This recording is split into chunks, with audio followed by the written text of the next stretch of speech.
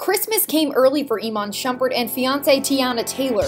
Taylor announced the birth of their new daughter Junie on Instagram, writing in the caption that she gave birth to their child in the bathroom and that Shumpert was the one who delivered her. She wrote that the Cavs swingman, quote, tied a pair of red headphones around the umbilical cord, then, quote, handed her to me wrapped in our bath towel and wiped her face for me to see what love really is.